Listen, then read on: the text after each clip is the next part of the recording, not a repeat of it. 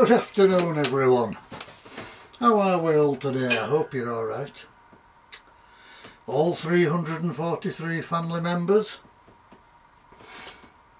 I'm just having a little break from decorating the house and putting shelves up and all that kind of thing, so I thought I'll take a chill pill. So here I am in the shed of eternal dreams.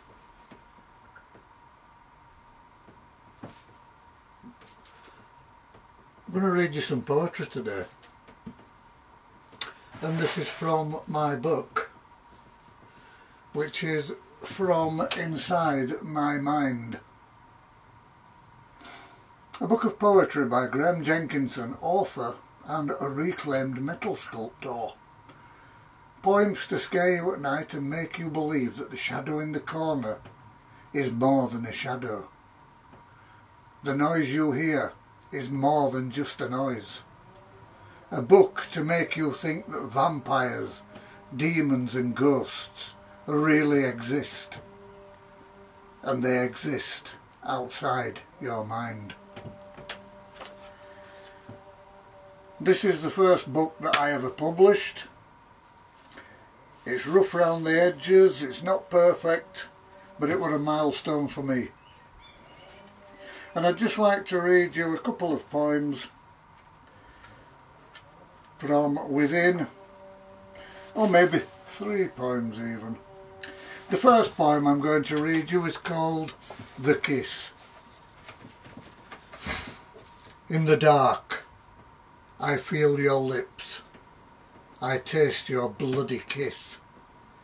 In your cold embrace I am strangely drawn, helpless, drowning in your beauty, powerless against your charm. I yield my mortal life to you, as worthless as I feel. Your strength is more than mine as you hold me close. No way could I escape death's sweet embrace.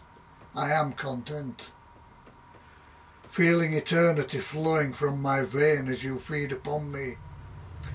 Darkness falls upon this life of mine, nothing but darkness. Holding on, looking through eyes that grow dim. There is cruelty, yet beauty in your face and your eyes. A torrent of emotions courses through my mind. Is this the end, or will this be the beginning of a brand new life? My very being is held in the balance. Is this it? Will you take me with you or take my life away? You hold my head and press my lips to your wrist. Your blood now mingles with mine. You chose life. Intense pain I feel as my body passes into death. My eyes open to a new nighttime world. I stand amazed. Senses much sharper than they ever were before.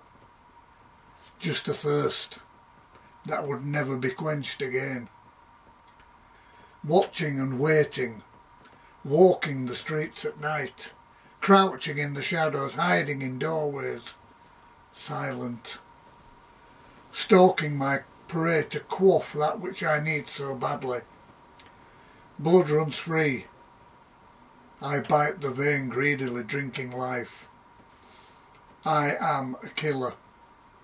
Cold, unfeeling creature of the night. Matters not whether you're young or old. You're just a victim. It's nothing personal. It's just my hunger for blood. I am a vampire. Nosferatu, the living dead. You need to fear me. And the second one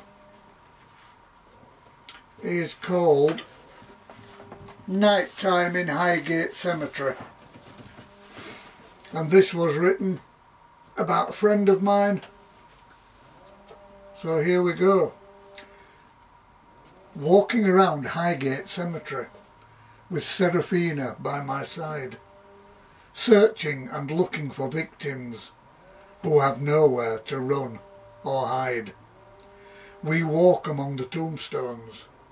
The shadow of death is all around. All of those bodies beneath us who will never make a sound. Seraphina and I are immortal. Night walkers, we are by new birth, fathered by Count Blavatsky, the oldest vampire on earth.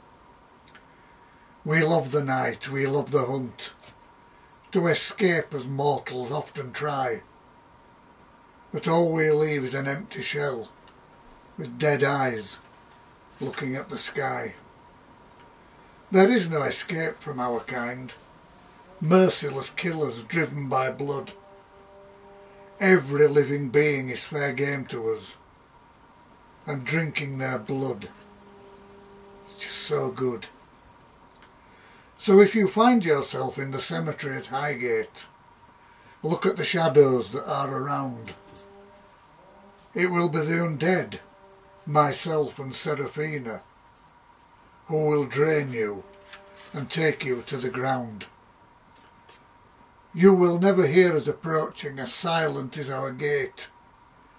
Darkness is our cover, behind the tombstone and the trees, just waiting and watching, bidding our time to pounce. We will show no mercy for your screams and pleas. Death is there to wait you with a cold and icy grip. Myself and Seraphina, the creatures of the night, biting into your veins, tearing at your flesh. The shadows of your demise is cast in the pale moonlight.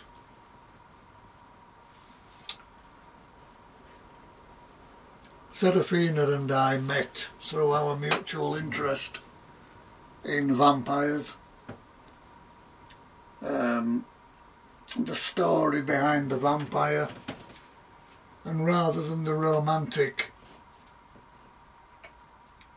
type that you see portrayed these days, we were more drawn to the cold killer that the vampire really is. And now this one is a little twist, a little play on words, if you like. And this is called the Bronte Vampires. Charlotte, Emily and Anne Bronte through Haworth by night did walk. They were never seen in the daylight, and the villagers began to talk. Every night people went missing from the cobbled streets lit by gas fires. What the villagers did not know was the Bronte sisters were vampires. They were often seen upon the moors, Brother Branwell by their side. If people happened across their path, it was found in the morning they'd died. Charlotte, Emily and Anne Bronte slept by day within the parsonage wall. Father Patrick preparing his sermons, Branwell pacing the hall. People were afraid to go out by night. In their hearts there were fear and dread, because every night, as the sun went down, people were found on the cobbled street dead. The villagers began to suspect the sisters, as they were never seen out in the day. They met that night in the market square. They all wanted to have their say. Someone said that the sisters were vampires, who drank people of blood every night, when suddenly appeared Brother Branwell. For his sisters he was prepared to fight. But those gathered there overpowered him, forced him to take them where Emily lay. They drove a stake through her heart. She would not rise from her sleep that day. Branwell warned Anne and Charlotte, and both the sisters ran away. Branwell was murdered by the mob. For their evil, the remaining sisters must pay. Anne was next to feel the stake, as it was driven through her cold black heart. Charlotte again escaped their clutches, hiding away in a farmer's hay cart. Charlotte was finally cornered in Scarborough upon the east coast. The mob celebrated as they took her life, as she was the one they loathed the most. Now the only Bronte left was Father Patrick, still serving the church day by day, often weeping for the loss of his children. At their vampire tombs he would pray. He often prayed for a resurrection for them, hoping they would rise from the tomb once again, so they could have their vengeance on the village and bring its inhabitants pain. One day Patrick opened a vein and let his blood into their tomb. He placed a curse upon the villagers, knowing his children would return to Haworth very soon. And there we go, folks, from inside my mind. Disturbing poems for disturbed people. I hope you've heard listening to those poems, and I hope that you find the subject of vampires interesting. I have written quite a lot on the subject of vampirism. Short stories, short poems, even comedy ones. And yeah, I find the whole thing fascinating. So, thank you all once again, my family. 343 of you. Namaste. What else can I say? I really do, hand on heart, respect each and every one of you. If you enjoyed what you've heard, please leave a comment in the box below. Please feel free to tell me about your vampire experience. Hit the bell icon for any future uploads, of which there are going to be many more. And if you haven't yet subscribed, please feel free to subscribe to the channel. It helps it grow and become part of that bigger family. Blessings to you all. May your God go with you.